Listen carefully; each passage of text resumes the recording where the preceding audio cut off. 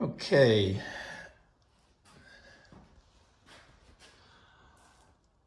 Knock sensors.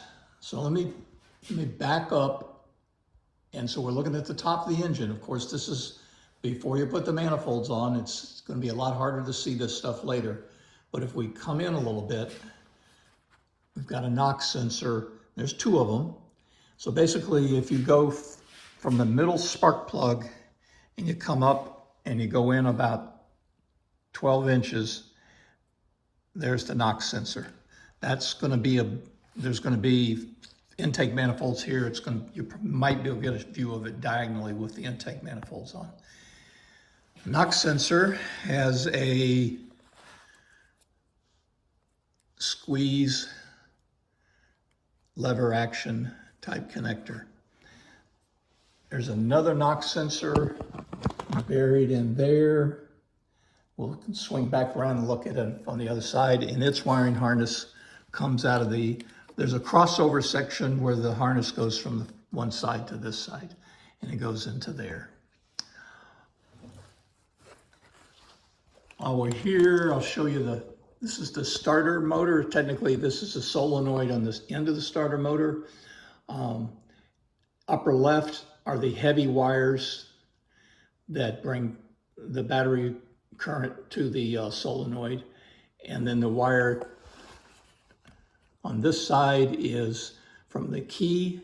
And then this wire is permanent to the starter. I did a video the other day, but I'll point out again, the starter's held on with near side, far side bolts.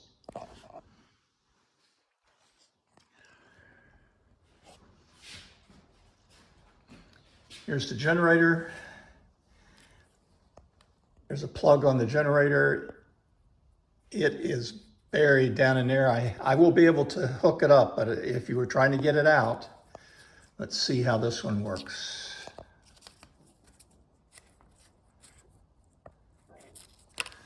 Switch hands. Yeah, this is another one where you squeeze the lever and it'll pop up and release. So getting in there to squeeze could be almost impossible. I think the idea that Porsche has is this is kind of a sleeper bolt. This bolt has a pulley on it, but it also is about 4 inches long, and it goes all the way through the near side and the far side of the starter. If you just take that bolt all the way out, not the starter, sorry, the generator, not the alternator, I'll get it right here eventually. If you take that bolt all the way out, and then if you loosen this bolt, you can rotate the alternator counterclockwise, and I believe it'll pull up some of those connections on the back side and make them a little easier. Or you can just take this bolt out and just lift the alternator straight up. I've already made it up, but there's another heavy-duty connection in the back that is the main output. And it goes to this harness right here, which you will see basically bolted up near the forward part of the engine. So I'm coming around on the driver's side and, passenger side. Some of this is the same. There's a heavy ground cable that bolts to the front of the cylinder head. Another O2 sensor cable. Another easy cable for another one of the vacuum on-off valves. Here's your cam timing sensor on the front. On the other one, it's on the back because they're mirror image. You've got your 3 coil packs. You got your 3 fuel injectors. You've got your VarioCam and your VarioCam Plus actuators. A couple up here that are a little bit unique. The bottom of your, I wrote coolant tank on here, but on the little reservoir in the engine compartment that when you're venting your coolant system, the one in there, it has this simple little plug that goes up, and this is going to give you the low coolant light. Let's see, it's another one that you just squeeze and pivot the locking mechanism. Here is a oil pressure switch. It's basically an on-off switch. When pressure gets too low, it's going to turn on the warning light, and is a single what we call spade connector. Very easy. This one is what I call it the engine temp sensor. It's another one that squeezes. The engine temp sensor is mounted down on the space between the runners of the manifolds. So it's literally just kind of measuring the temperature of the air in the engine compartment. Here's the connection for your electric throttle. Let's see how this one works.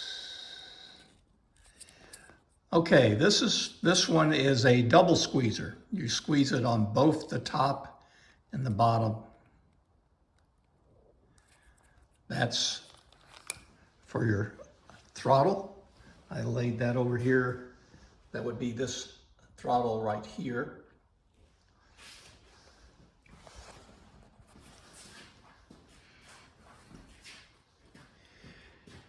And last but not least, your crankshaft speed sensor is mounted on the passenger side,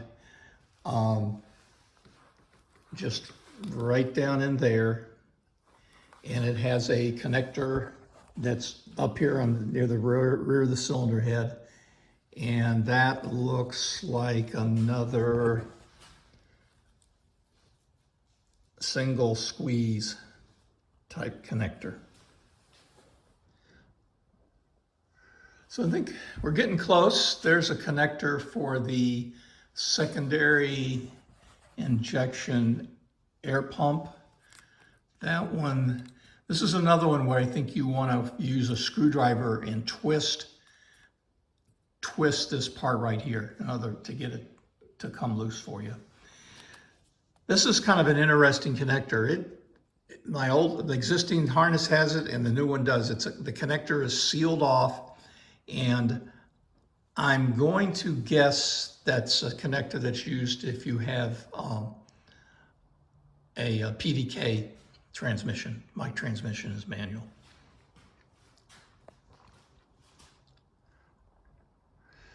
So I think that's about it. Of course, the harness comes out of the engine compartment and it goes over to 3 pretty busy, shall we say, connectors, which get you in general into the engine control unit.